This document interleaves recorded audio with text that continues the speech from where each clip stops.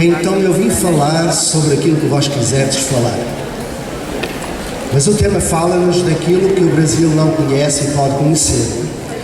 Então talvez para começar seja melhor mostrar-vos algumas imagens que podem dar origem a muitas perguntas para o diálogo.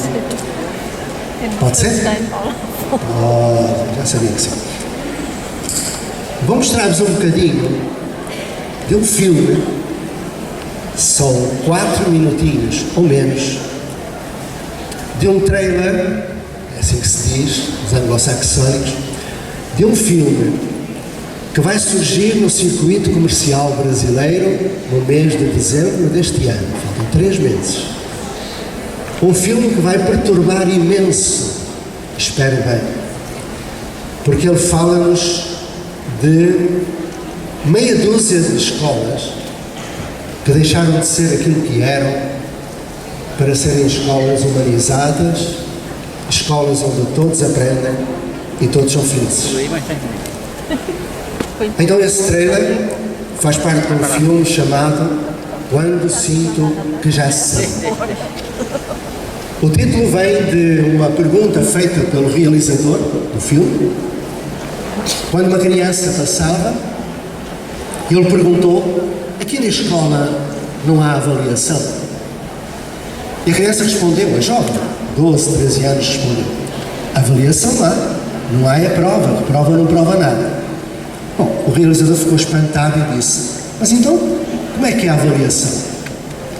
E a jovem respondeu: quando eu sinto que já sei o conteúdo, atingi o objetivo, completei o projeto, eu partilho. Eu partilho com os outros. Vou-me lembrando que eu esqueço e o microfone fica longe. Está-se a ouvir bem lá em cima? Ótimo. Então, quando sinto que já sei, é um filme que mostra, sobretudo, uma das escolas. A escola chama-se, está animado, Projeto Âncora. Quem esteve comigo durante a manhã já ouviu falar um pouco desse projeto. E antes de mostrar o trailer, queria falar-vos um bocadinho sobre esse projeto. Vão pensando nas perguntas, hein? À medida que eu for falando.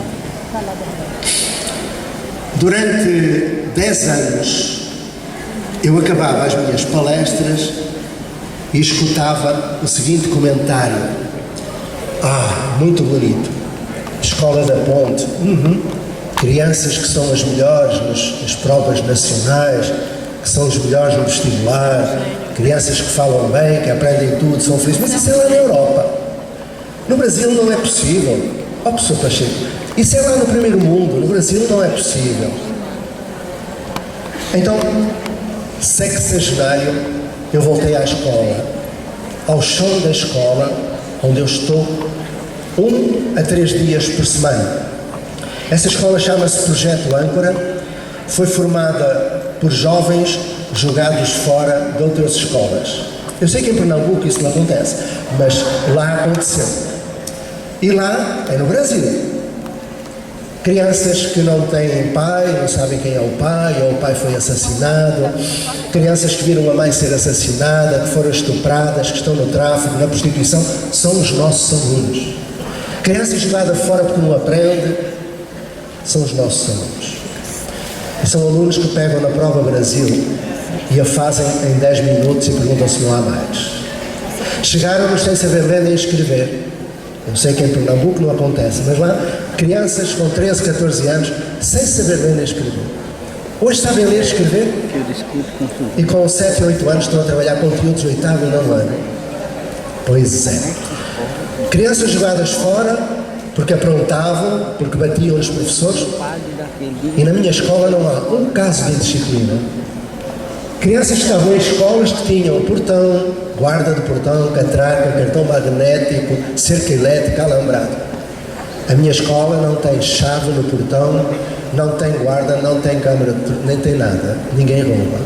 E ela está situada entre 3 grandes favelas, entre Osasco, Cotia e Carapicuíba, as mais violentas de São Paulo. Então essa escola é brasileira. só que é uma escola bem diferente. Eu vou mostrar-vos um bocadinho do trailer, mas no trailer vós ides ver, metade do trailer é a escola do âncora, mas eu não quis mostrar só o âncora e eu não quero aparecer no filme. Quem faz o Brasil é o brasileiro e, portanto, vamos ouvir falar só o brasileiro.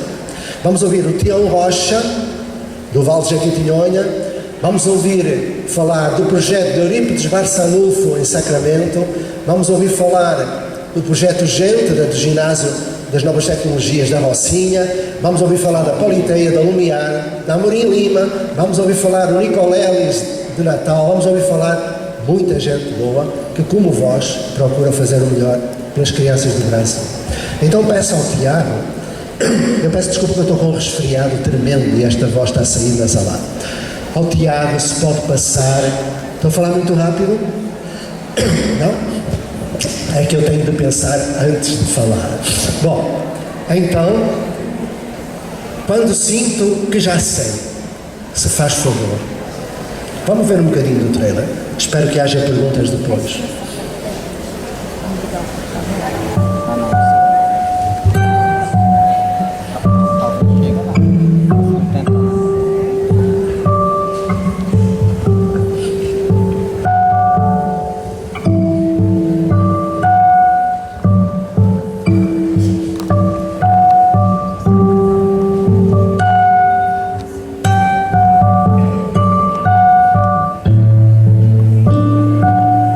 Este é o projeto Âncora. O centro é uma tenda de circo. Será que é possível de criar essa escola, uma escola desse tipo, seja uma escola alegre, prazerosa? Ou a escola tem que ser o serviço militar obrigatório aos 7 anos? Tião Rocha. Me sentia muito presa dentro de uma sala de aula. E aqui não, aqui você pode vir aqui, sentar aqui, fazer uma lição do livro, aí dá aquele arzinho de liberdade. Tudo que ele for fazer aqui é brincando. Nós vamos estudar, ler, escrever, plantar, comer, lavar, poder jogar, tudo brincando. Então, como é que a gente brinca sem brinquedo? Eu falei, essa é a primeira questão que eu jogo para você.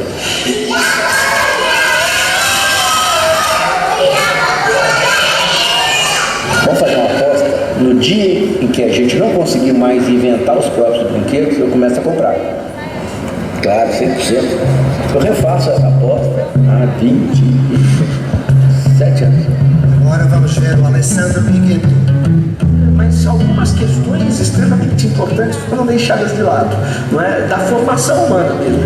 Esse ser humano é um sujeito que desenvolveu as habilidades e capacidades que um ser humano precisa desenvolver e que a educação precisa ajudar a desenvolver, a formação crítica, a formação analítica. Esse sujeito consegue fazer uma boa leitura de mundo. Algumas questões que eu considero como sendo fundamentais. Dava muita lição, assim, e a gente não aprendia, eles faziam pra gente copiar. Se a gente tiver dúvida naquela lição que a gente quer fazer, a gente levanta a mão, o professor vem. Fala, por que você precisa de ajuda? A gente fala, a gente precisa ajuda na interpretação de texto, que eu não consigo escrever isso, não consigo entender aquilo, tal. Aí o professor vai lá e ele explica pra gente, ele não vai, pensa um pouco. Então o certo é 2 por 1. Vamos pedir que isso é uma pizza cortada em 2, que é uma situação de entender. Ao invés de comer 1, sobrou 1. Sim. Eu tava cansada de ficar sentado, olhando o professor e não poder argumentar alguma coisa. O que a gente vai fazer no último hoje? Porque a gente entrou em um consenso que nós poderíamos levar, porque a gente é dividido com todo mundo. Que nós seríamos coletivos. O mundo mudou, a clientela da escola mudou. Como é que a escola pode permanecer igual?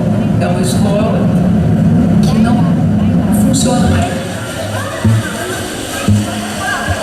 Então a escola tradicional é um jeito, teoricamente, de não ensinar a gente. Agora vamos ver a Ana Elisa Siqueira, da Escola Municipal Amorim Lima. No dia que eu tirei a grade, eu fiquei com muito medo, porque eu não passei pelo conselho de escola. Daí quando eu tirei a grade, eu fui pro recreio, E uma menina disse pra mim assim, diretora, ainda bem que a senhora tirou a grade, porque a gente não é louco nem bandido para ficar preso. Nós acreditamos que a educação tem que ser protagonista, né? Os alunos têm que participar ludicamente e envolvidos na aquisição do conhecimento e na aquisição da prática do aprender. Nicoleles.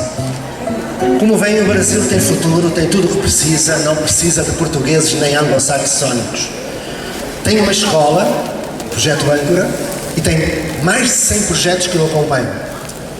E em novembro próximo, no dia 19, 20 e 21 de novembro, em Brasília, na Universidade, vão se apresentar para mostrar que o Brasil tem solução. Que não é uma fatalidade que haja 30 milhões de analfabetos produzidos por essa escola que nós temos aí. Porque essas escolas que temos aí têm professores que sabem o que fazer, só que estão a ensinar jovens do século XXI com professores do século XX e um modelo de escola do século XIX. Isso não pode resultar. Então, o Brasil tem tudo. Tem os melhores teóricos do mundo, tem os melhores professores do mundo. Eu não sou puxa-saco. Eu estou no Brasil porque aprendo com professores. O que é que o Brasil está à espera? Não vão dizer que aquilo que viram que é em Portugal ou que é na Europa ou no primeiro mundo. Aquilo que viram é um bocadinho oba-oba. Mas é muito mais do que isso. É pegarem jovens analfabetos, jovens expulsos de escolas e transformá-los em IDEB-10, com felicidade absoluta. Isso é possível com qualquer um de nós. Perguntas? Tem ali uma pergunta. É mais difícil, é a primeira. Vamos lá. Boa tarde, meu nome é Ricardo e eu queria saber, você está falando desse modelo de escola do século XX, alunos para o século XXI, até modelo de escola do século XIX. É interessante que eu já vi essa discussão em outros momentos, em outros debates também, e a pergunta é como fazer isso? Se a cultura do Brasil ainda prima por uma escola, cadeiras enfileiradas, basicamente prova, um modelo que deu certo em uma certa época, mas que agora a gente percebe nitidamente que não traz resultado. E o resultado que eu falo não é resultado em números de aprovação, é resultado em termos de aprendizagem para o aluno mesmo. Quando me perguntam como, eu respondo, leva-me para a tua escola e contigo eu vou descobrir o como na tua escola. E portanto fica já convidado e deixo o meu e-mail. J. Pacheco, isto é suicida, porque já sei que vou receber imensos e-mails, eu vou dar resposta a todos. jpacheco.1951/gmail.com. Então, há um como genérico. Mas agora uma observação. Tu disseste que esse modelo, que de algum modo foi eficiente? Nunca foi. Nunca. Foi eficiente enquanto a escola foi para elites, mas não numa escola de massas. Foi eficiente quando a Revolução Industrial reclamou pessoas normatizadas, com padrão de tempo único, para as cadeias de produção, o que não existe hoje. Como, genericamente, é isto. E ficam já com o convite. Eu escuto, dialogo e convido. Tu já estás convidado para me convidar para eu ir à tua escola. E agora convido todos. Eu trabalho num coletivo. Sozinho eu não sou nada. Sou frágil. Num coletivo tenho um poder imenso. Então, se quiserem trabalhar com esse coletivo, no início, só terão de arranjar 3 professores numa escola. 3. Esta é a fórmula mágica. 3 professores que partam daquilo que fazem e fazem coisas muito bem feitas e que percebam que podem fazer melhor.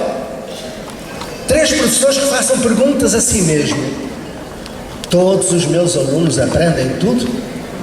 A resposta é não. Não há nenhum professor que ensina todos. Eu não conheço. Quando eu dava aula e dava boas aulas, havia sempre alguns que reprovavam no final de cada ano. Eu perguntava, porquê é que eu dou aulas tão bem dadas e há alunos que não aprendem? Aí descobri que eles não tinham dificuldades de aprendizagem. Era eu que tinha dificuldades de ensinagem. Ou seja, se eu dava aula e aqueles não aprendiam, eles não aprendiam porque eu dava aula. Então não poderia continuar dando aula. É das perguntas que surgem, as ignorâncias que nos fazem mudar. E queria que percebessem que eu não estou a falar de teorias. Nem sou um jovem utópico. Eu sou um velho com mais de 40 anos de chão de escola que sabe muito bem aquilo que diz, e perdoai a arrogância, tem um passado feito de projetos de excelência académica e inclusão social. Tudo o que eu disser é da minha praxis, não é o blá blá blá blá blá. Continuando. 3 professores que queiram. Primeira regra, respeitar quem não quer. Foi o que nós fizemos há 40 anos na Escola da Ponte. Quem queria continuar dando aula, sério, então essas coisas todas, continuasse. Só que esses professores eram tão bons como nós, amavam tanto as crianças como nós, só que tinham medo. Eu não sei porque é que é preciso ter medo do ignorado. Eu tenho medo é desta escola, que produz 30 milhões de analfabetos, 4 milhões fora da escola, onde não se aprende absolutamente nada. Isso é que eu tenho medo. Tenho medo da política pública que se faz no Brasil, que é o desperdício. O João Cabral de Melo Neto escreveu em 1950 e poucos: as escolas brasileiras são usinas, engolem gente, vomitam bagaço. E continua, com professores maravilhosos. Então, 3 professores. Eu sei que eu vou começar a desassossegar, eu vou perturbar, mas é isso que eu venho aqui fazer. Porque eu acredito nos professores, porque acredito em mim. 3 professores, respeitando quem não quer. Esses 3 professores vão organizar-se da forma que desejarem, porque há muitas formas de se construir ou reconstruir a construção social de escola. Reconstruir. Lá no projeto Âncora, quando eu lá cheguei, alguém me disse: você vai entrar numa fria. Eu disse: porquê? Com estes professores você não vai conseguir absolutamente nada. E eu perguntei: mas eu tenho outros professores? E a pessoa disse: não, são estes. Eu disse: então é com estes. E ele disse: você é maluco. Eu disse: já me chamaram isso há 40 anos e arrependeram-se. Então, qualquer professor consegue. Mesmo com esta miserável formação que se faz. Em Portugal, no Brasil é diferente, é boa formação, mas lá em Portugal é miserável. Então, porque a formação tem muito que se lhe diga. Já agora, falar em professores de formação. No CUMO está incluída uma transformação vivencial. Se tu juntares mais 2 pessoas, podes ir para o nosso trabalho lá no Âncora, no projeto Âncora, e passares uma semana connosco, trabalhando ali no chão da escola durante o dia todo. O projeto Âncora não fecha, não tem férias, mas depois podemos voltar a isso. Já de manhã falei, houve alguém que o escutou, não vou repetir. Então podes ir para lá, passas uma semana com os teus 2 colegas, são 3, e quando voltares para Pernambuco, tu vais criar o vosso projeto, que não tem de ser copiado do outro projeto. É à medida de Pernambuco e das pessoas que cá estão. Porque nós não queremos criar dependência nem franchising. Nós queremos que cada um, a seu modo, no lugar onde está, crie a sua alternativa. E há tantas, muitas. Depois, fundamentar o que faz.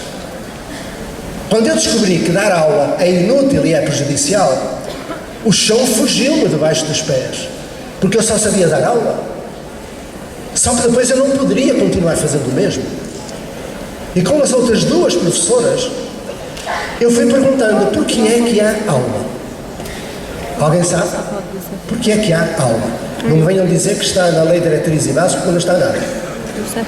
Na Lei de Diretriz e Bases até estão vários artigos que mostram que não deve haver. Então, não há qualquer fundamento para a existência de aula. Foi a nossa surpresa. Nós estamos a labrar em absurdos. Quando perguntamos por que é que há segmentação em série, em turma e tal, nós fomos encontrar o Descartes. E as escolas não conseguem descartar o descarte e, portanto, continuam com segmentações em ciclo, turma, série e tal. Enfim, vamos fazendo perguntas. E é daí que parte o saber, a construção do saber. De perguntas. Só que tem um problema sério, tu vais encontrar graves dificuldades. Vais, por exemplo, descobrir que o maior aliado de um professor é o outro professor. E que o maior inimigo de um professor é o professor da escola do lado, que te vai complicar a vida permanentemente. Então, quando tiveres 3 e quiseres estar connosco uma semana e voltando para Pernambuco, e isto que eu estou a dizer a este colega, que eu não perguntei o nome, peço desculpa, aplica-se a qualquer um de nós.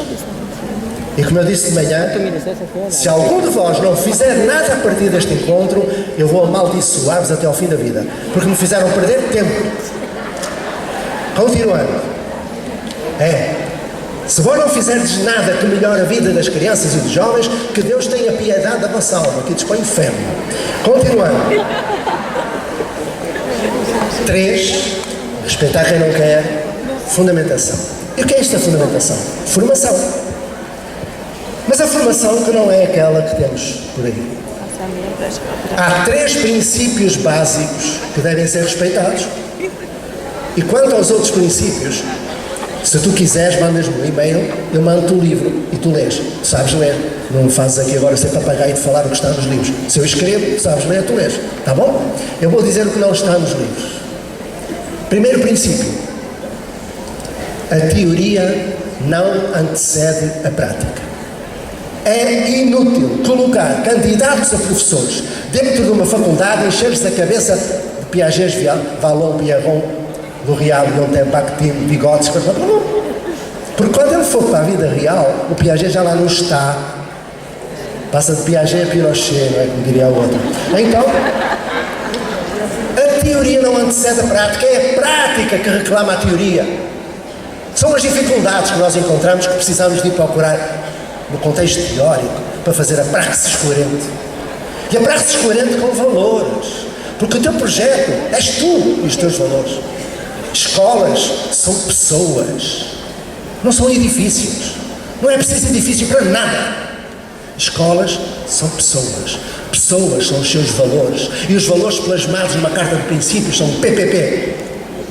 Certo? Então já tens 3 pessoas e uma formação, cujo segundo princípio é toda a formação é isomórfica. Isomórficos, vem da... Ou seja, em linguagem corrente, o modo como o professor aprende é o modo como o professor ensina. Se o professor aprende ouvindo aula, falando de métodos ativos, ele não vai fazer métodos ativos, vai fazer aula. Porque a aprendizagem é antropofágica. Professor não ensina aquilo que diz. Professor transmite aquilo que é.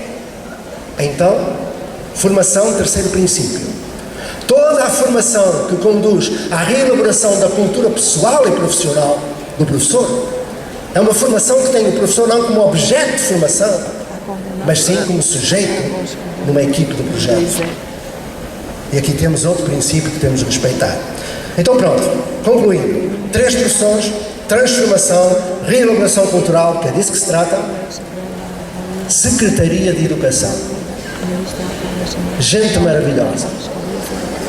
Tenho tantos amigos entre secretários de Educação, são pessoas inteligentes, bondosas, sérias. Então, eu não entro em nenhuma escola, nem a minha equipa entra em nenhuma escola onde não haja alguém da secretaria, porque eu não quero criar um paraíso artificial ou exceção. Eu quero política pública, que é uma desgraça neste Brasil.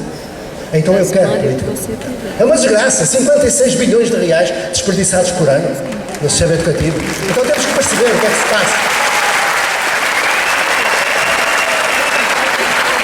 Muitas vezes eu me ponho a pensar, por que será que se continua a insistir no mesmo?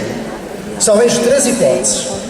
Ou quem decide é ignorante, e então terá dado um lugar a quem sabe, ou é louco, porque já dizia o Einstein que insistir naquilo que está errado é sinal de loucura, ou então é criminoso, porque sabe aquilo que faz.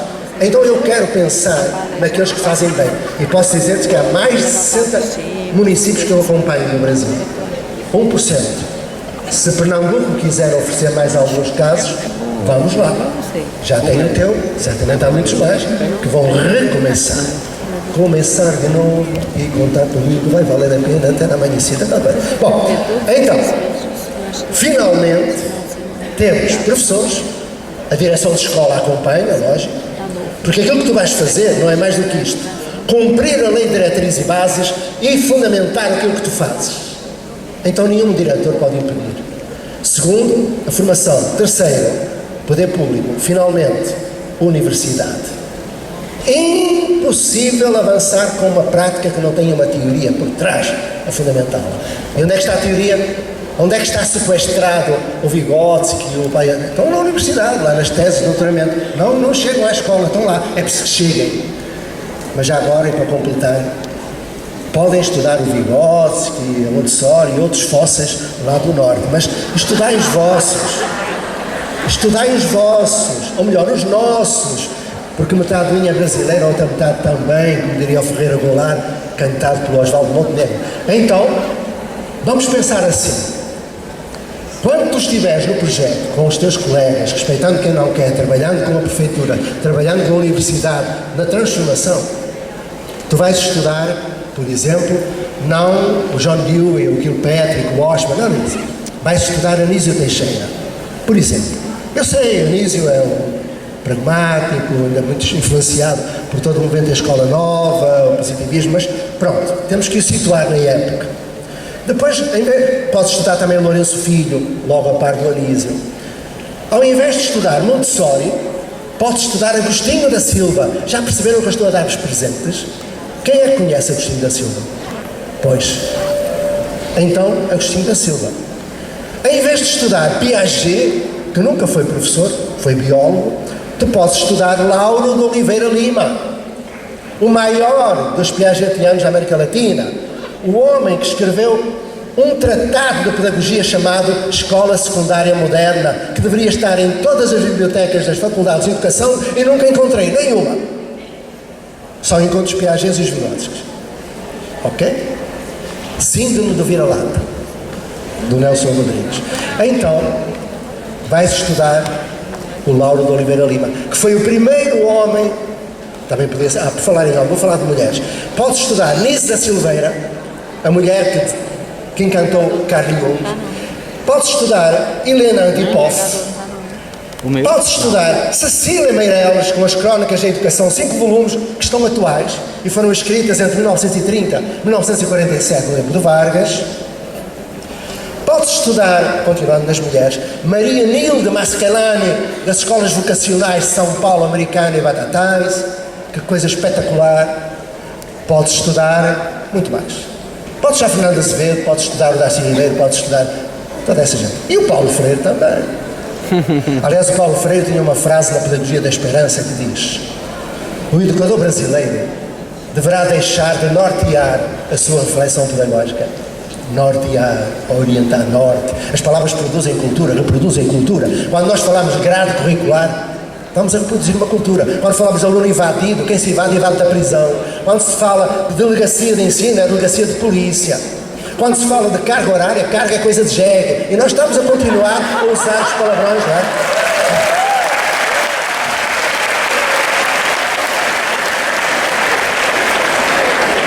Então tu vais encontrar tudo o que precisas da literatura educacional brasileira.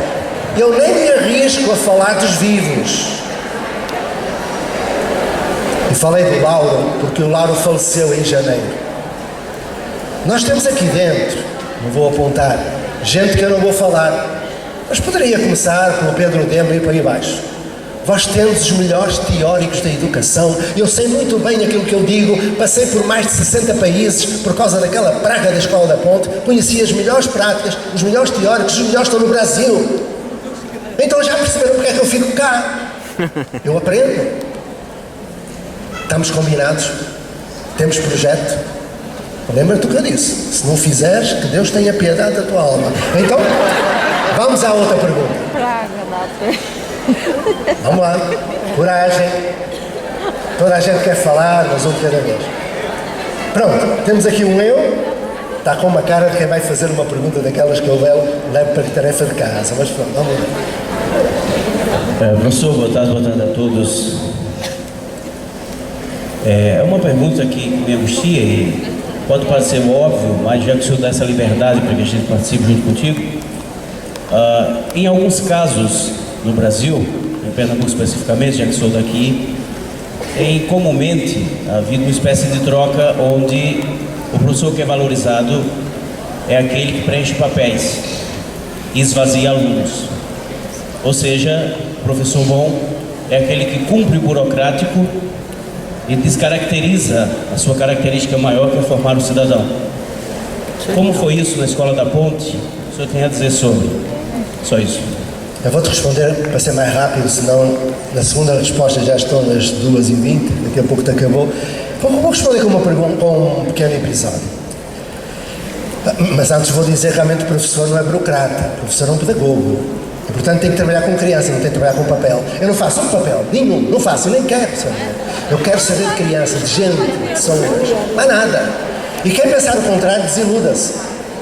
Mais ainda, no projeto Âncora, o conceito de educador vai muito além da questão do professor burocrata. A Bia, que limpa os banheiros, é educadora. Ganha tanto quanto o professor. E esta? Continuando. Uma historinha, para falar de papel. Um dia nós estávamos lá na ponte. Colegas, eu estou a ouvir um brulho e eu não gosto disso. Se querem falar, vão falar lá para fora. Desmaiou. E esse é um dos efeitos que tem o meu discurso. A pessoa fica, já se está a rir, pronto, já está melhor. Uma carvalheirazinha, um copinho de carvalheira, a coisa vai. Não? Pronto. Carvalheira é pernambucana, foi o meu amigo Márcio que me mostrou um dia, fiquei apaixonado, agora só tomo daquela. Bom, mas já está bem? Já? Professora, come pouco, ganha pouco, pronto, dá-lhe assim essas coisas. Já está bom? Tá. Pronto, vamos lá então. Meus amigos, uma palestra não é um velório. A gente tem que estar com a criança grande sempre viva aqui fora. Até porque quem leva a educação de um modo mais dramático, mais sério, vai acabar no divã do psiquiatra. Eu não quero. Continuando. História. Papel. Burocrata. Estávamos nós na Escola da Ponte quando entra um daqueles inspetores superiores e tal. Nós vimos que havia ali qualquer problema. Ele chegou junto de mim e perguntou: quem é o diretor? Eu respondi: somos todos. Não, quem é o diretor? Eu continuei: somos todos. Pois, mas agora, não importa, senta-se aqui comigo. E nós sentamos. É o seu inspetor. Aí o inspetor diz: eu recebi uma denúncia, de que vós não tendes livro de ponto. Livro de ponto. Claro que numa escola que tem um projeto que diz que quer os alunos autónomos, responsáveis, não pode ter livro de ponto, nem registro de frequência, nem aula, porque isso desenvolve exatamente o contrário. Não é? Então, eu devo dizer que eu gosto muito de quem dá aula e de quem tem livro de ponto. Certo? E prefiro um professor tradicional que ensine do que um pseudo-inovador que não ensine. Criança merece respeito e não pode ser cobaia. Cuidado, pensai bem no que eu estou a dizer.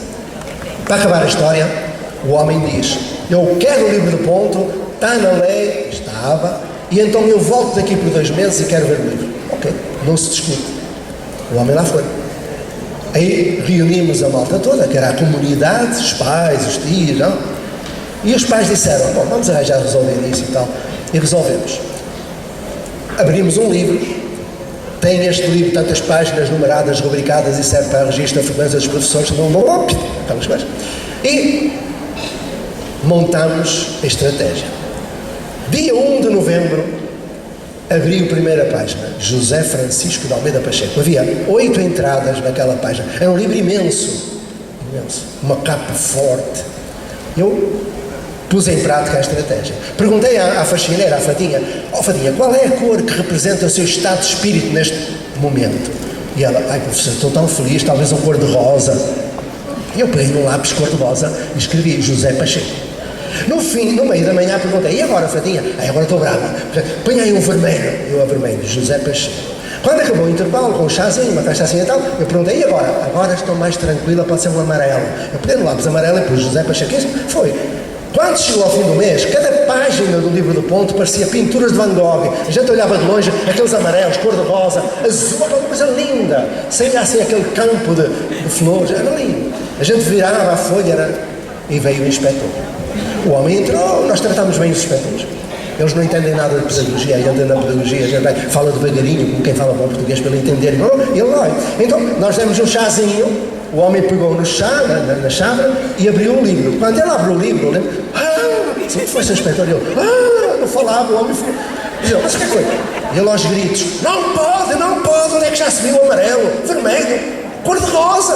Ó, Sr. Inspetor, desculpe lá na lei também diz que não se pode pôr a cor-de-rosa. Não. Então, mas vocês quando fazem prova, voltou ele, bom, não riscais a vermelho que está errado? E nós respondemos, não fazemos prova. Ai, não. Pois, então como é que vai ser, dizer ele? E eu disse, Sr. Inspetor, desculpe lá, o senhor conhece o despacho normativo número 6/66? Ele, não. Estão a ver, colegas? O nosso inspetor não conhece esse despacho normativo, senão não estaria aqui a exigir que houvesse livre de ponto. E ele, qual é o número de despacho? Ele, número 6/66. Ele, pois, bom, olha, deem sumiço a este livro, eu não estive cá, eu não quero saber, isto aqui é tudo maluco, eu não vou embora. E fui embora, apavorado. Quando me perguntam do lado, qual é o artigo, qual é o número da lei que tu disseste? Eu disse, eu não sei, eu inventei naquele momento.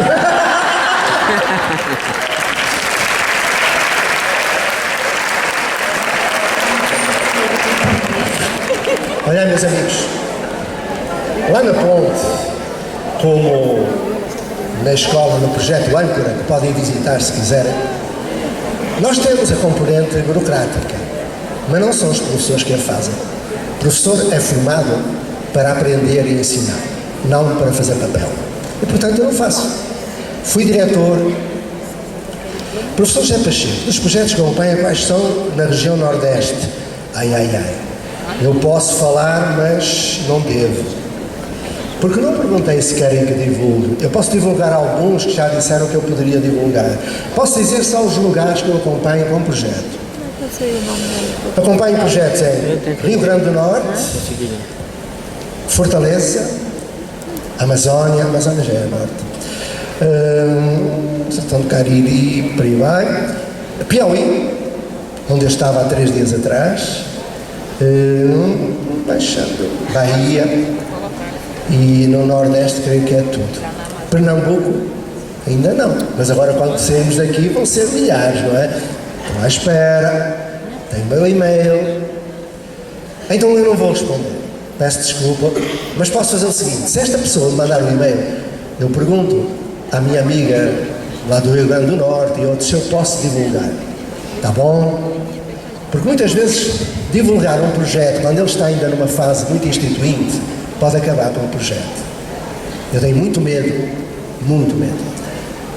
Mais perguntas?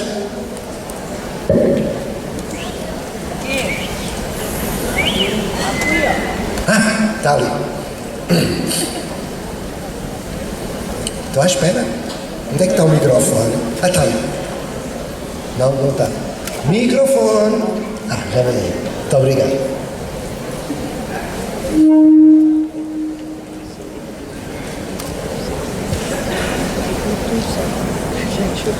Bem, hoje no estado de Pernambuco, como nos outros em todo o Brasil, existe uma expectativa por parte do governo com a realização de avaliações externas, onde eles computam muitos dados para, enfim, fazer uma avaliação geral de todas as escolas e aí uma espécie de gradação, de valoração, de uma escala que reflete o aprendizado ou o não aprendizado, pautado, segundo essa concepção, nas exigências da sociedade e que a escola deve formar o cidadão para os desafios desta tal sociedade.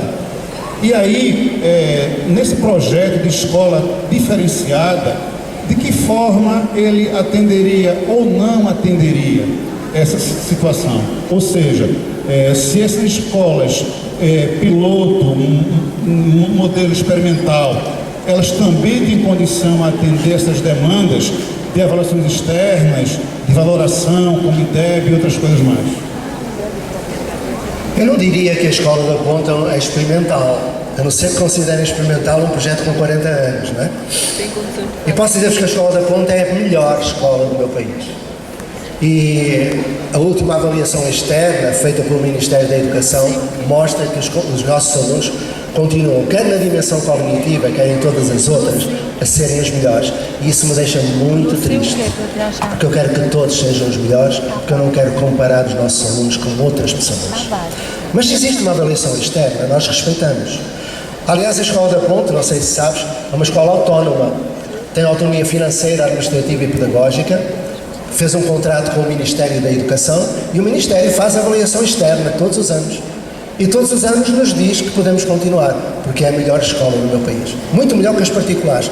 E estou a falar melhor nos resultados, da Prova Brasil, ou do vestibular, ou o que é que seja. No Brasil, também já há indicadores. Embora eu não acredite muito nessa coisa do IDEB, repara, quando estamos a falar do IDEB, estamos a falar de quê? Índice de Desenvolvimento da Educação Básica? Não estamos, não. Quando o IDEB é baseado nos resultados da Prova Brasil, no fluxo, nós não estamos, o D não é de desenvolvimento, é o D de decoreba. Índice de decoreba nas escolas brasileiras, mais nada. E se isto desagrada, podem contestar à vontade que eu explico. E até explico de uma maneira que expliquei de manhã. Quem é que aqui sabe fazer raiz quadrada? Levanta o braço. Raiz quadrada, eu levo lá um papel para fazer. Ninguém, ou melhor, professor de matemática não vale. Raiz quadrada, ninguém sabe. Mas houve um momento em que todos nós fizemos uma prova, no Brasil, onde puseram as raízes quadradas direitinhas, tudo direitinho, também nota é 10. Aprendemos raiz quadrada? Não. Aliás, agora vou continuar fazendo perguntas. Já de manhã fiz, peço desculpa a quem escutou. Quem sabe dizer-me os nomes dos titulares das capitanias hereditárias, de cima até cá abaixo? Alguém sabe? Quem é que sabe qual é a fórmula para o cálculo do volume da esfera? Alguém sabe? Alguém sabe quais são os afluentes à margem esquerda do Rio Negro? Alguém sabe? Alguém sabe o que é a lei de Boyle-Mariota? Alguém sabe? Eu vou continuar, a matemática ao português à história, não sabemos nada. Sabemos calcular, mal, sabemos ler de alguma forma, mas 8% dos estudantes universitários brasileiros são analfabetos funcionais. E até professores universitários são analfabetos funcionais.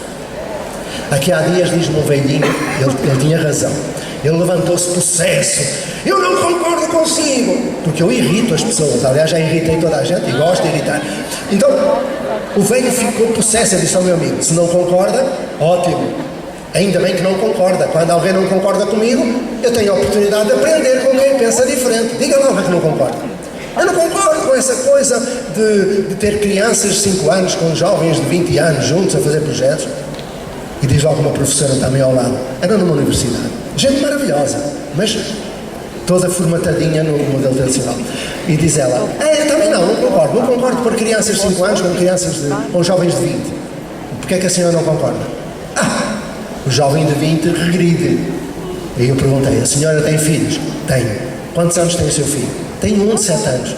E a senhora? Tem 40. E a senhora interage com o seu filho? Interage. Cuidado que a senhora está a regredir. Então, a questão é mesmo esta, não é? Então o homem, eu vou dizer porque é que há analfabetos funcionais entre professores mesmo. É que o velhinho estava mesmo incomodado. Ele não percebe que eu estava perante ele dentro da perspectiva do Martin Buber. E ele não era objeto meu, era sujeito com todo o direito comigo. Não é? O tu em mim, de conseguir explicar, mas ele não explicava nada, só dizia, até que ele desesperado mandou assim esta boca. Porque eu fiz doutoramento em Vygotsky. Se o senhor fez doutoramento em Vygotsky? Fiz! E o senhor está dando aula? Estou! Então presumo que não deve ter lido o mesmo Vygotsky que eu li. Lógico. E acabou a conversa. Porque quem estuda socioconstrutivismo e continua a fazer as coisas do século anterior, de certeza que não sabe ler. Até pode ter feito muitas teses, segundo Vygotsky, e Vygotsky disse, e segundo Vygotsky disse, que não está a construir conhecimento, está a reproduzir, está a copiar. E isto não tem nada a ver com os belos professores que as universidades brasileiras têm, e que as portuguesas também têm. O António Nova, o Manuel Sarmento e por aí vai. Então, IDEB, esquece. Rankings, esquece. Porque os rankings não levam em conta as condições em que cada escola trabalha, onde está localizada. Então, esses fatores que a Fundação, por vezes, tenta introduzir, mas não consegue. Então são as melhores escolas. Eu fico triste por serem as melhores. Respondi? Eu tenho um livrinho sobre isso, eu posso mandar. Manda-me um e-mail. Mais perguntas? Vamos lá. Tem aqui uma pergunta. Muito obrigado. Tenho que passar para o outro lado? Não, vou para este lado. Qual a importância da utilização das novas tecnologias na formação de um ambiente educacional mais prazeroso? Mais prazeroso e mais eficaz, eficiente, essas coisas todas. É incontornável. Em outubro, o Projeto Âncora vai lançar a primeira comunidade de aprendizagem do Brasil. Eu digo a primeira porque aquelas que até hoje foram construídas segundo uma base teórica anglo-saxónica ou catalã. E nós partimos de uma base teórica brasileira. Não tenho nada contra a Catalunha, nem a Inglaterra, nem nada. Mas partimos daí. Então, na favela do Suave do Baixo, favela, juntam o córrego fétido e a vários barracos com gatos e uma boca de fumo e uma igreja evangélica, nós iremos criar a primeira comunidade de aprendizagem no Brasil. Não oferecida, mas produzida pela vizinhança, com jovens que vão, em vez de vir para a escola, porque não é preciso transporte escolar para nada, transporte escolar é desperdício. Então, eu sei que estão a pensar noutras coisas, mas se quiserem pergunta que eu explico. Os jovens podem aprender na vizinhança, no bairro, transformando o seu contexto social, territorial. E como é que o fazem? Com bibliotecas comunitárias e uma plataforma digital de aprendizagem que tem possibilidade de construir portfólios para colocar na nuvem e onde toda a gente tem acesso através de um celular ou de um laptop ou o que é que seja. Nessa comunidade de aprendizagem estão professores que sabem utilizar as novas tecnologias para humanização da escola. Porque aquilo que está a fazer hoje é criminoso. E já agora, eu nunca passo PowerPoint. Vocês aguentam PowerPoint nos 5 minutos? Que assim eu não vou falar muito e mostro. Tiago, dizem um PowerPoint, diz apresentação qualquer coisa. Eu nem sei se tem isso aí. Acho que tem. Apresentação. Vamos ver, se lá, eu vou dizer o que é. É que eu estive nos Estados Unidos há um tempinho atrás. Fui até lá com brasileiros para conhecer uma coisa chamada Khan Academy. Muita gente deve conhecer, que é patrocinada pelo Bill Gates. E lá na Khan Academy, eles têm no YouTube e em outros lugares uma série de aulas, chamam eles, e trabalham com escolas que utilizam os vídeos do Khan. Parece que não aparece a apresentação, quando aparecer eu paro. Eu fui lá, depois levaram-nos a uma sala em Los Altos, perto de São Francisco, na Califórnia, onde nós fomos assistir à utilização das novas tecnologias. Eu confesso que eu ia com uma expectativa elevadíssima. Quando saímos, os meus colegas brasileiros estavam eufóricos. Nós vamos levar isto para o Brasil e tal. E viram que eu estava com uma cara de quem we don't need no education. Não. Então eles disseram, Zé Pacheco, o que é que tu achaste disto tudo? Eu respondi, uma bosta. Acabou. Eu não poderia argumentar sequer para fazer monstrinhos de tela, monstrinhos de computador que só olham para ali. Eu não quero. As ferramentas foram feitas para comunicar, não para a solidão. Então, se for possível ver a apresentação, nós vemos o que é que o Salman Khan escreve num livrinho sobre novas tecnologias e sobre escola. A apresentação. Parece que não vai sair. Se não sair, pronto, paciência. Depois eu passo-os para a internet. Sai ou não sai, Tiago? Então o que Salman Khan diz é que as novas tecnologias, ou melhor, o web, não é uma ferramenta, é uma nova sociedade. E que as escolas não podem furtar-se à influência. Sim senhor. Ora, a apresentação é esta aqui, julho de 2013. Eu acho que é esta. é histórico. Nunca apresentei nada disto. Olha, vai dar. Vamos lá então. Vamos mudando. Podem projetar. O que eu fiz? Eu fui ler o livro do Salman Khan, O Mundo Uma Escola. O Mundo Uma Escola. E o que foi que eu li? Vamos passando, Tiago. Vai passando, vai lendo. Se o povo não ler todo ao mesmo tempo, isto é uma aula, o ritmo é o meu, quem se atrasar vai para a classe de reforço. Continuando. Vou lendo, isto é tudo de Salman Khan. Tá bom, obrigado. Eu não sei se sei trabalhar com isto, vamos lá. Isto é tudo texto escrito por Salman Khan no livro O Mundo Uma Escola. Salman Khan é um must em novas tecnologias. Olha aí o que ele diz. Ok. Aquilo que eu mostrei foi uma frase de Noam Chomsky. Então já sabemos o que é que o autor deste... E vamos ver agora o que é que o Salman Khan pensa da aula de reforço. O cemitério académico. Para que é que há aulas de reforço? Há aula de reforço porque a escola que temos não serve. E sobre segmentação, o que é que diz o Salman Khan? Nós não aprendemos com quem tem a mesma idade, aprendemos com quem tem saberes diferentes, idades diferentes. Porquê é que se faz turmas todas com a mesma idade? É uma boa pergunta. E o trabalho solitário do professor em sala de aula? A profissão de professor não é um ato solitário, devia ser um ato solidário com outros. Então temos aqui a hipótese, há tantas hipóteses, e o artigo 23º da Lei de Diretriz e Base de Educação diz. E sobre avaliação e classificação, tem ali o boletim das notas do Einstein, ele nunca conseguiu ter boa nota em matemática. Albert Einstein. Nota é inútil, não é rigoroso e é prejudicial. Compara pessoas. Nota é perder tempo e criar vícios e competitividade negativa. Isto é tudo dito pelo Salman Khan. E vão ver porque é que eu falo disto. Prova ou não prova nada, é perder tempo, é um ato deseducativo. Eu posso explicar se perguntarem. E sobre ano letivo. Porquê é que há ano letivo? Ele não quer sair dali, vai sair.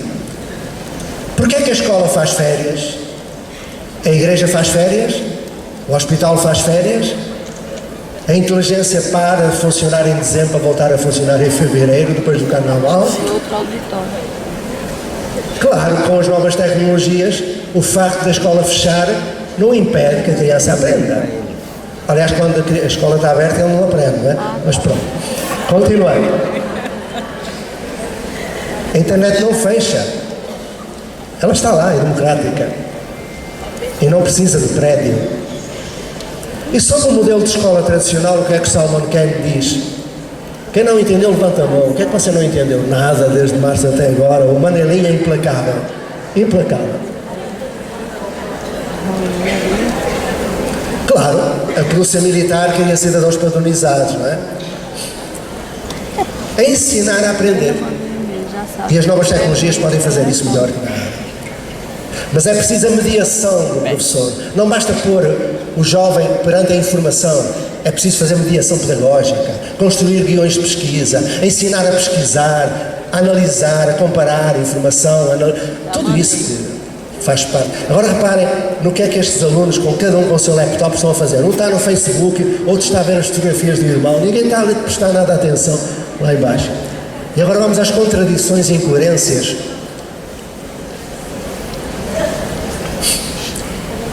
Uma educação reinventada, meus amigos. Hoje, o que é preciso é uma nova construção social de escola. Não adianta nada tentar melhorar planejamento, não adianta nada melhorar técnicas de gestão, não adianta nada disso se a escola não modificar, não for ressignificada, reconfigurada à medida das pessoas que temos hoje. E isso exige um repensar a escola.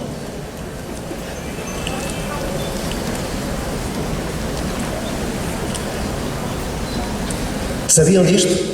Stanford, Harvard, Massachusetts Institute of Technology não tem aula.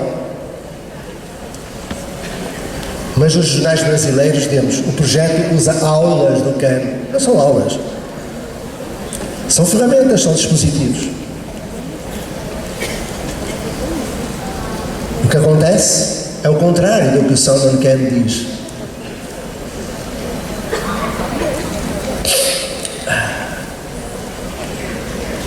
Eu de manhã perguntava porque é que se chama tia. Já viram que nas escolas quase toda a gente é destra? Há poucos canhotos. Aqui nesta sala havia 2. Vá lá, é melhor que nada. O que ele quer dizer, né? Então Salman Khan diz que as novas tecnologias não são para assistir vídeos ou resolver exercícios.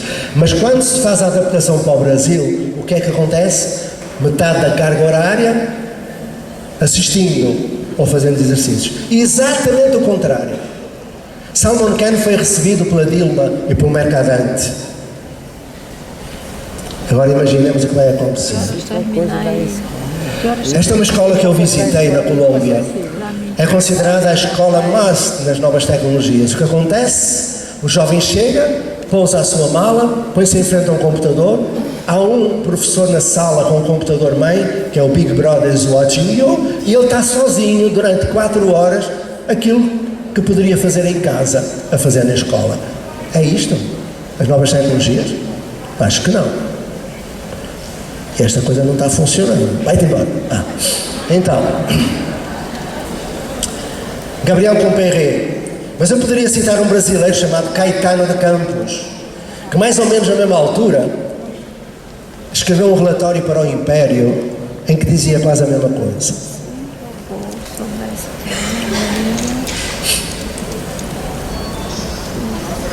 Então, as novas tecnologias são incontornáveis, mas não para enfeitar o modelo do século XIX. Aí não vale a pena. Apenas será uma otimização do modelo prussiano. E aqui temos Albert Einstein dizendo que tem medo do dia em que a tecnologia ultrapasse a interação entre seres humanos. Então o mundo poderá vir a ter uma geração de idiotas. Não sei se já tem, mas eu quando vou a alguma casa de família eu fico espantado. O pai está no laptop, o filho no celular, a mulher no iPad, então está toda a gente sozinha.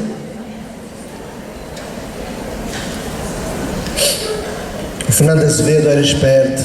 Nem tudo que é bom para os Estados Unidos é bom para o Brasil, não é? Aqui está uma metáfora, não é? Não vale a pena. Então, a última página do que é. Então é isso. Se nós queremos deixar 30 milhões de analfabetos, talvez tenhamos que escutar o que Salman Khan diz no seu livro. Agora, custa-me acreditar que o nosso ministro e os nossos secretários tenham lido o livro do Khan, ou então não leram o mesmo livro. Isto aqui é uma escola brasileira que utiliza novas tecnologias numa favela. Cada aluno coloca a sua identidade. Este colocou um fuzil. Já entenderam? Pois é. E aqui é uma gravura muito famosa, de 1900, em que alguém antecipa e diz como vai ser a escola no século XXI. Não é muito diferente. Digamos que em vez de ter nos ouvidos, tem nos olhos a aplicação das novas tecnologias. E aqui vem a questão do novo conceito, novo que é velho, das comunidades de aprendizagem. Pode-se aprender na praça, pode-se aprender em casa, pode-se aprender na escola, pode-se aprender no centro cultural, na lan house, na igreja, enfim. Reconfiguração, a partir do que nós somos, do que nós sabemos fazer. É muito chato estar a ler PowerPoint, mas eu vou passar adiante. Posso passar agora tudo seguidinho? Depois eu passo-vos isto. Deixa eu ver se tem aqui muita coisa, mas não interessa. Esta é a última. E que é a resposta para a pergunta. Tratar-se-á de introduzir novas tecnologias ou de mudar a escola? Trata-se das duas coisas, meus amores. Trata-se de transformar a educação. E as novas tecnologias são indispensáveis. Não como elas estão a ser utilizadas. Porque ter uma lousa digital ou ter uma lousa de ardósia, o que muda é o material. O resto é igual. Ter um laptop para cada aluno é ter um livro didático por aluno. Para que é preciso? Deixou a pergunta no ar para a tarefa de casa. Está quase é às 3 horas que acaba? Era o nome indígena? 13h15. Está quase a acabar. Ainda tem paciência para aturar mais um pouquinho? Diz aqui assim, seus projetos contemplam pessoas com deficiências? E se assim for, quais as deficiências? Como o senhor vê a inclusão no Brasil? Eu vejo de modo estrábico. Eu sou. Então, meus amigos, nunca vi inclusão no Brasil. Nunca vi. Se alguém me quiser mostrar, eu vou lá ver. Nunca vi. Eu vejo...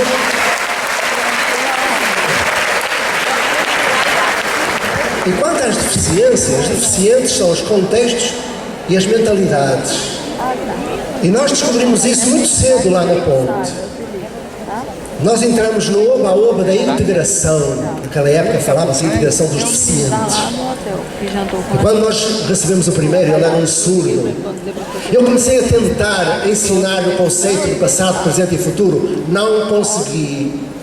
E aí eu caí em mim.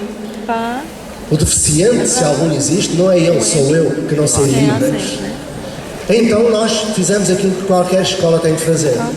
Se não é competente, se não sabe trabalhar com aquela criança, não vai prejudicar o seu desenvolvimento. Coloca na parte, coloca onde for preciso. Não vai mentir. Isso é pior do que nada. Agora, a escola pode estar totalmente preparada para os acolher. O projeto Âncora tem jovens diferentes, com necessidades educativas, alunos de inclusão. Tem, mas tem terapeuta, tem pedopsiquiatra, tem assistente social, tem psicólogo, tem tudo. Ah, pois tem, trabalhando de graça. Pois é. Nós temos 62 voluntários na escola. No novo voluntariado turístico, é o compromisso. Eu sou voluntário. Não ganham nada. Meus amigos, eu sei o que é a exclusão. Eu nasci numa favela e fui excluído, humilhado por ser pobre, ter piolho, andar descalço e ser filho de António Vassoureiro, que estava preso. Então, quando eu fui para professor, eu jurei a mim mesmo que nenhum aluno passaria pelas situações de exclusão que eu tinha passado. Só que eu não conseguia. Não conseguia. Eu excluía, dando aula. Foi tudo aí que começou. Também, quando eu dei aula na turma mais pequenininha que eu tive na minha vida, antes da Escola da Ponte, antes da Emília Ferreiro, antes do Gardner, antes dessa gente toda, eu estou a falar do tempo dos dinossauros, eu dei aula numa turma pequenina, de 48 alunos, uma coisa pequenina. Eu trabalhei desde o Fundamental 1 até pós-graduações da universidade, onde dei teoria de currículo. Então estava a trabalhar no Fundamental 1, uma turma de 48. E um dia entrou a diretora e disse: professor Pacheco, o senhor só tem 48 alunos, é um privilégio. Então vou-lhe trazer mais um, este vai-lhe dar mais trabalho do que os outros 48. Disse: ah, sim, sim. Quem é? Entra. Se fosse hoje eu ia dizer, entra um incluído, não é? Entra um deficiente e tal. Essa coisa de deficiente eu de manhã contei, vou contar agora. Essa coisa de deficiente é muito mal contada. Eu aqui há um tempo atrás fui abrir um congresso de inclusão. Essas coisas que se fazem por aí. E eu perguntei: o que é que querem saber? E uma senhora levantou o braço e disse: eu quero fazer um comentário. O senhor é a pessoa indicada para abrir um congresso de inclusão. Disse: muito obrigado, minha senhora. Fica todo contente, vaidoso. E ela continuou: porque o senhor é deficiente. E eu fiquei bravo. Se ela tivesse ficado pela primeira parte, tudo bem. Mas ela acrescentou: a senhora acha que eu sou deficiente? É. Eu, como? Deficiente visual. Ah, e a senhora o que é? Eu sou normal. Quando ouço falar normal, penso logo no Hitler e tal. Mas pronto, o que é? A senhora é normal. Quer dizer que a senhora vê melhor que eu? Vou provar-lhe que não. Repare, quem é que é deficiente? E disse: eu estava no aeroporto a ver televisão, veio um homenzinho, pôs entre mim a televisão, e eu perguntei: o que é que a senhora faria no meu lugar? E ela: eu diria: oh meu amigo, sai daí, não vê que eu estou a olhar para a televisão? Eu disse: eu não precisei, eu tapei o olho direito e a televisão passou para ali. A senhora faz isso? Não faz. Então, temos aqui uma situação concreta de multideficiência. Eu vejo de três maneiras, ela só vendo uma. Quem é o deficiente? É ela. Ok, então.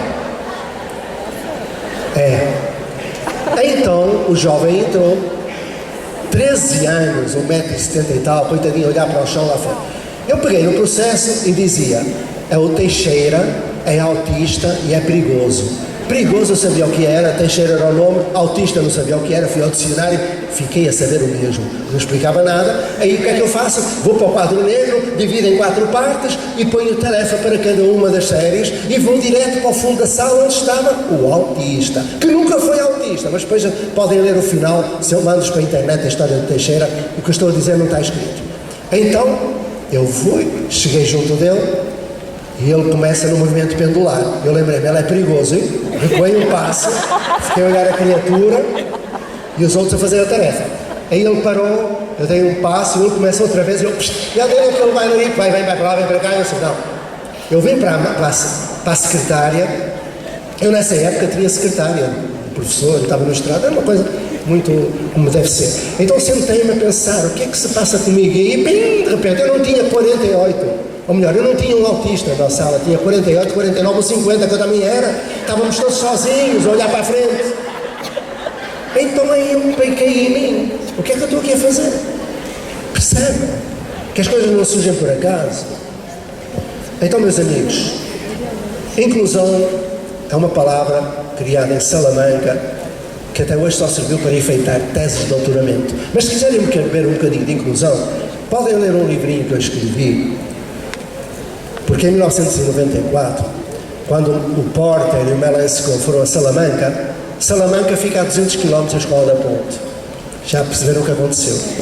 Nós já estávamos há 20 anos trabalhando com crianças diferentes, no contexto de equipe, com um projeto, com gente que dava resposta a cada caso particular. E eles estavam lá do outro lado, construindo os princípios básicos da Conferência de Salamanca, que são aqueles que nós já leste e que eu não vou repetir. Mas o que nós fazíamos era só isto. É necessário o especialista na educação especial, mas não no canto de uma sala com uma criancinha ou numa sala de apoio, mas sim no contexto de uma equipe. Todos são especiais. Quando se pensa em inclusão, pensa-se o quê? Síndrome de Down, paralisia cerebral, tal. E os 30 milhões de analfabetos não são excluídos? E os 4 milhões que não vão à escola não são excluídos? Segundo princípio que nós concretizávamos, não se deve centrar a atenção e incidência no caso particular, mas sim na gestão diversificada do currículo. Era o que nós fazíamos. Então eu tenho, mas não vou mostrar agora, temos está quase a acabar, posso passar-vos depois por e-mail um videozinho de um caso, vários casos que eu encontrei na Islândia, na Áustria. Aqui no Brasil nunca encontrei, mas eu continuo a procurar, porque eu sou teimoso. Quem sabe aqui em Pernambuco não me manda agora um e-mail dizendo venha ver a nossa escola, que é inclusive eu vou, ficarei feliz. Eu quero é ver. Mais perguntas? Deve ser a última, vamos lá. Aqui. Bem, meu nome é Carlos, professor da rede de ensino estadual e municipal, e gostaria de saber a seguinte pergunta, já que você é de Portugal, e ouvi falar que o sistema lá ele é federativo. Então o professor faz um concurso, então ele pode ir escolher uma cidade que está mais carente, ou está necessitando aqui professor de matemática ou história. Aqui o senador Cristóvão Buarque, um projeto de lei, tem a iniciativa e está querendo federalizar o ensino, ou seja, nós somos professores, não importa se estamos municipais, estaduais ou federais, somos professores e abraçamos uma mesma causa. E eu vejo que tanto lá em Portugal como aqui, a gente tem essas mesmas dificuldades. Como você vê, nesse caso, o Brasil poderia federalizar? Quais seriam os entraves ou o problema se essa federalização ficasse mesmo sobre efeito, mesmo, se fosse justo ocorrer isso? Olha, Carlos, uma das coisas que eu nunca entendi no Brasil é como é que há alunos municipais, alunos federais, alunos estaduais e alunos particulares e alunos professores municipais, professores estaduais, professores federais. Eu não entendo nada disso, nem quero entender, sinceramente não quero. O Cristóvão é boa pessoa, um homem que pensa. Olha, o que eu vejo é que aquilo que me parece mais lógico é aquilo que nós fazemos lá no Projeto Âncora na Escola da Ponte. Eu fui dirigente sindical. Esta introdução já anuncia qualquer coisa de complicado. Ainda hoje eu sou o mais velho sindicalista português em exercício. Mas eu sempre defendi que os concursos fossem feitos por escola. Cada escola escolhe os seus professores. Porque cada professor tem que aderir a um projeto. Não é para ficar mais perto de casa, nem é para andar a ganhar o seu porque ganha mal. Os professores é assim, fazem a escola motel, vão para uma escola, fazem o serviço assim, não vão para outra, fazem o serviço, vão para outra. Isso não é nada. Eu quero é professores que estabeleçam um vínculo com uma escola e um projeto e fiquem lá. E que sejam avaliados pela equipe. Então eu não sei o que devo responder em relação à federalização ou não. Eu defendo a municipalização. Isso sim. Quanto mais próximo, melhor. E que a escolha seja feita ao nível de cada escola. E isto é feito no projeto âncora, é feito na Escola da Ponte, porque são escolas autónomas. Fazem termos de autonomia a partir do artigo 15º da Lei de Diretrizes e Bases. Isso podes fazer também. E com professores a tempo inteiro numa escola, abstrai-te dessa ideia de federalização, o que é que seja. Pensa só que professores que sejam leais a um projeto conseguem fazer das crianças seres mais sábios e pessoas mais felizes. E para isso eles também o serão. Não é, Carlos? Fica assim, vamos ouvir outra, que parece que há para aí outra perguntinha. Eu ouvi há pouquinho. Já tenho aqui tantas. Bom, então vamos ver se eu respondo rapidamente a isto. Quanto ganha um professor das séries iniciais e das... em Portugal, não vou dizer. Estragaria a digestão a muita gente. Existe algum projeto de comunidade de aprendizagem como o âncora ou a Escola da Ponte com crianças pequenas de educação infantil? Com certeza! A escola do projeto âncora é de educação infantil, fundamental. Para o ano vai ser projeto de educação de ensino médio com o Pronatec e vai ser universidade daqui por 2 anos. Então é para todas as idades. Aliás, os nossos alunos vão ser 300 mil daqui por 4 anos, que é o número de habitantes da cidade onde nós estamos. Mais perguntinhas? Havia aí mais uns papelinhos, eu queria ver se respondia a tudo. Agora estou a abreviar as perguntas, não há mais? Tem, sim senhor, vamos lá. Ok. O projeto âncora é um projeto apoiado, desenvolvido por Natura Cosméticos? Não. A Natura ajuda-nos, patrocinou a plataforma digital e nós estamos muito gratos. Mas a Petrobras também e muita gente nos ajuda porque percebem que aquilo vale a pena. Eu não rejeito qualquer ajuda externa, muito menos particular. Sempre às crianças, não é para mim. Aliás, os professores da Escola da Ponte, como do âncora, que fazem congressos, palestras, cursos, vendem livro, não ficam com 1 centavo, vai tudo para a escola, é para a criançada. Ficam a saber, então. Professor, você comunga com a ideia de Sigmund Papert sobre a escola?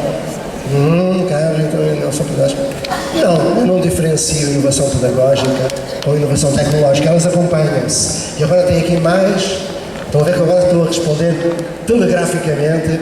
Fala um pouco sobre o ensino superior. Ai Jesus, agora esta foi uma tocaia. Mas eu vou falar. Eu vou falar com um episódio vivido por mim no ensino superior. Pronto, é mais fácil. Ao fim de 20 anos de Escola da Ponte, os meus amigos, professores universitários, resolveram convidar-me para ser professor convidado lá na faculdade. Eu fui. Quando cheguei, estava reunido o Conselho Científico, o Conselho Pedagógico, o Conselho Diretivo da faculdade.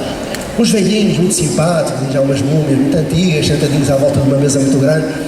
E a minha colega Teresa, que estava preocupada, com um ar preocupado, disse-me assim: olha, aqui os meus colegas queriam te conhecer. Eu disse: ai, sim, é. Mas porquê? É que eles ouviram dizer que tu não vais dar aula, mas aqui tem de haver aula. Eu disse: então vão-me embora. Ai, não, pronto, então fazes como quiseres. Mas onde é que tu podes? E diz ela: é que tu vais ter 174 alunos. 174? Sim. Eu perguntei: e onde é que eu posso pôr 174 alunos? Qual é o espaço aqui? E ela: não há. Ou melhor, há a biblioteca. Vocês já imaginaram uma biblioteca da faculdade vazia durante as aulas? Eu nunca imaginei que existisse, só em Portugal. Então havia bibliotecas vazias durante a aula, só que não cabiam os 174. Aí eu perguntei: como é que vai ser? Vamos dividir em turmas. Eu disse: não quero. Eu quero um espaço onde possa. Por exemplo, diz-me lá um que não seja a biblioteca. Ah, só se for o restaurante e o bar. Ótimo, vamos bebendo uma cervejinha, conversando com os alunos. E ela, como é? E os velhos deitaram nos olhos, assim, como se eu fosse um extraterrestre. Eu vi que já estava a fazer muita besteira e que podia haver algum problema ali de comoção e tal. Aí eu disse, olha, posso ir para o gramado, mas tu não precisas de quadro. Não preciso de quadro para nada, eu preciso de gente. Bom, aquilo foi discutindo, até que ela, timidamente, pega num papel e diz, olha, pronto, com aula, sem aula, não interessa, tu vais fazer como quiseres, mas vais ter que passar pelos alunos, no início e no fim da aula, ou algo que seja, um registro de frequência. O que é isso? Os alunos têm que assinar a entrada e a saída. Eu disse, minha filha, eu estive a estudar a proposta pedagógica desta faculdade. Lá diz claramente, queremos formar professores autónomos, responsáveis. Como é que controlando através de registros desenvolves responsabilidade? Eu não faço isso, eu não fiz. Bom, ela ficou desencantada, os velhos irritados, até que ela diz, mas tens que dar nota. Pronto, eu disse, que nota? De 0 a 20. Eu disse, então dou 20. Não, tens que dar de 0 a 20 e este ano não podes dar mais de 16, porque nós combinamos por causa dos concursos, porque se os alunos tiverem 20, os mais velhos que já têm 7 ou 8 ou 10 anos de serviço e são valorizados, eles vão ser passados à frente. Vão lá ver as minhas pautas, 20, foi um escândalo. É evidente, escala dicotómica. Ou não sabe e leva 0, ou leva 20, porque sabe. Mas o pior foi quando eu fui para a sala. Cheguei, imagina um auditório, assim, 174. Eu cheguei e perguntei, o que é que querem saber? E eles olharam para mim, disse, vá lá, o que é que querem fazer? E um deles disse, olha, se nos pergunta, é novidade, porque nunca ninguém nos perguntou isso. Vocês imaginam jovens que tiveram 9 anos de ensino fundamental, 3 anos de ensino médio, 4 anos de universidade, estavam no último semestre de formação de professores. Nunca um professor lhes tinha perguntado o que é que querem. Claro que eles iriam dar aula e não perguntaram o que é que querem. Hoje. Aí eu disse, meus amigos, não me disserem o que é que querem, eu vou-me embora. Não, olha, então fale-nos do Brunner. E eu, Gerald Brunner? Sim. E porquê? Nós vamos ter uma prova de Psicologia da Educação na próxima semana e vai sair o Brunner. Ótimo, então vamos lá falar assim, o que é que nós já sabemos sobre o Brunner? Não sabemos nada. Então não sabem nada e vão fazer prova para a semana. A gente 2 dias antes pega naquilo que a professora deu, mete na cabeça e depois vai sem falar com ninguém e põe na prova e tal, porque assim a gente... Ai Jesus, o mal que fazem aqueles jovens. Isto é em Portugal, lá no Brasil é bem diferente. Então,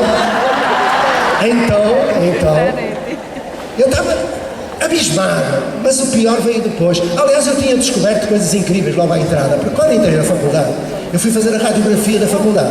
Primeiro, tinha banheiro de aluno, banheiro de professor, banheiro de diretor. Até no defecar e urinar existia hierarquia, uma coisa horrorosa. Então eu fiquei a olhar para aquilo, como é que pode? E depois tinha ano letivo, ainda tem ano letivo, isto é uma coisa dos tempos lá do dinossauro. Enfim, mas, e pior ainda, mas não vou contar, são coisas muito chocantes que eu não vou contar. Vou acabar, até porque está a acabar o tempo. Quando eu... Estão preparados? Eu acho que não estou, mas eu vou acabar a história e depois conto o resto. Então estava eu no Brunner, não é? E eu disse, meus amigos, se vós não sabeis nada do Brunner, do que é que podemos falar sobre o Brunner? E eles disseram, não, aqui não é assim. Disse, mas como é que é aqui na faculdade? Olha, a gente vai explicar. O professor aqui na faculdade, volta a dizer que isto é em Portugal, né? E entra na sala, projeta uns slides e vai lendo o que está nos slides. Eu disse, e vós sois analfabetos, não sabeis ler? Sabemos, então para que é preciso alguém estar a ler o que está lá? E o que é que está lá nos slides? Está o que o Brunner escreveu nos livros do Brunner. E vós precisais de um papagaio para ler o que está nos livros do Brunner? Não sabeis ler em casa? Para que é que vens à faculdade se tens o livro em casa? Bem, eles não estavam a entender nada. Eu disse, rua, biblioteca, ler o Brunner. Amanhã a gente volta para começar o nosso portfólio de avaliação. Ou seja, esses jovens, eu estive lá só 5 anos nessa faculdade e tive 8 anos na psicologia.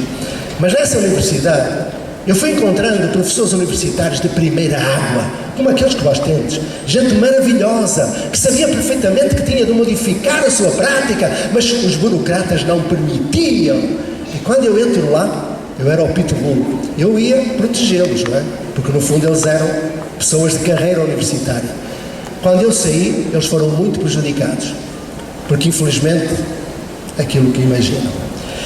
Então, meus amigos, eu fiquei a perceber na minha experiência universitária breve que realmente a universidade, como diria o Pierre Lévy, perdeu o monopólio do saber, apenas mantém o monopólio da credenciação. E mesmo esse vai perder com as novas tecnologias. Mas eu acredito na universidade, porque acredito na escola e acredito nos professores. E por isso é que eu acompanho universidades brasileiras, por isso é que eu aprendo com professores de universidades brasileiras, mas maniqueístamente eu vou separando o trigo do joio. Se a escola brasileira não avança, é também porque a universidade vem reproduzindo um modelo obsoleto do século XIX. Enquanto isso acontecer, porque a universidade é a matriz, vai ser difícil a mudança, mas não deixa de ser possível. Tá bom? Enfim, acho que já estão cansados, vou deixar a tarefa para casa, que vem aí o grande Mário Sérgio Cortella. Esse sim, esse é que vai ser bom. E eu tenho uma pena desgraçada que eu vou só ouvir um bocadinho do Mário Sérgio. Tem ali uma perguntinha, é a última, faltam 4 minutos. Boa tarde, professor. Antes de tudo, eu quero parabenizá-lo por tudo que o senhor fala, pela sua sabedoria. Mas queria dizer o seguinte, a gente sabe que a educação brasileira, né, o currículo, a formação, ela privilegia o intelecto, porque o principal da educação brasileira é as competências de ler, escrever e calcular. Pelo menos isso é no ensino inicial. Da formação de pedagogia até a prática, essa é a predominância, ler, escrever e calcular. Competências do intelecto, inclusive do hemisfério esquerdo do cérebro. E eu pergunto o seguinte, como é que o senhor vê esse problema e como é que o senhor encara essa questão de não se valorizar a arte na educação brasileira? Como é que o senhor vê isso através da proposta da Escola da Ponte, projeto Conexão? Então eu vou pedir ao Tiago para me passar mais um videozinho de 1 minuto e meio, que é a resposta à tua pergunta. É o todo eco. Tiago, faz-me um favor, todo eco. Vão ver crianças, a partir do protótipo feito por uma criança considerada marginal, jogada fora de outras escolas, cria um protótipo para transformar o lixo em brinquedos para vender. Onde entra o quê?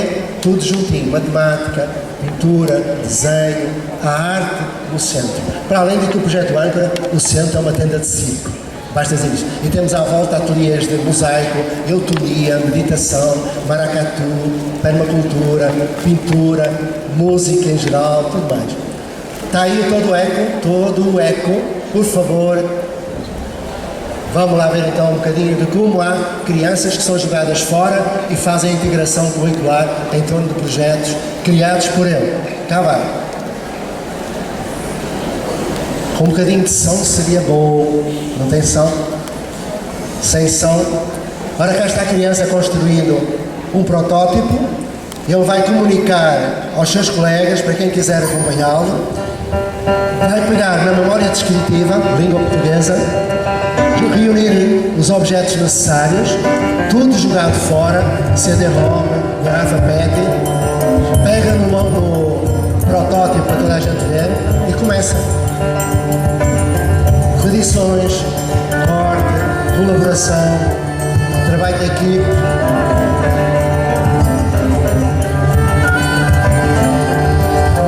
Vem aqui algum aluno desmotivado, algum aluno desinteressado. Eles seguem todo o planejamento, colaboram, fazem medições e transformam o lixo em fonte de receita, aprendendo a física das goldanas. Depois, se quiserem ver um destes materiais, nós temos lá alguns. E os educadores estão por lá, acompanhando, ajudando, provocando, avaliando. Não é uma aula, é aprendizagem. E assim surgem os produtos destes pequenos artistas do projeto Âncora, que pode ser de qualquer outro lugar. Até tem controle de qualidade e tudo. E agora a tarefa para casa, faltam 2 minutos, cá vai. Há mais de 2000 anos, o professor tem que passar a tarefa para casa. Não fugir a isso. Houve um homem que passou metade da sua vida escrevendo tratados sobre seres vivos. Chamou-se Aristóteles. foi o preceptor de Alexandre da Macedónia. Esse Aristóteles escreveu um dos tratados sobre os seres domésticos. E nesse tratado escreveu o seguinte: a mosca doméstica possui 8 patas. E durante mais de 1000 anos, os monges copistas passaram de papiro para papiro a verdade aristotélica inquestionável. A mosca doméstica possui 8 patas. Até que um monge, talvez animado por espírito científico ou intuição, seja lá o que for, não escreveu. Pousou a pena de ganso e foi procurar uma mosca.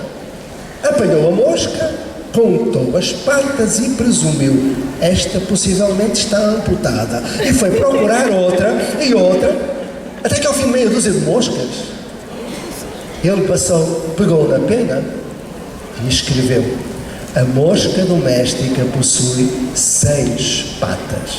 E a partir daí todos os monges escreveram outra verdade aristotélica: a mosca doméstica possui 6 patas, a mosca doméstica. Tarefa para casa: contar as patas das moscas, meus amigos. Fiquem em paz. Tchau.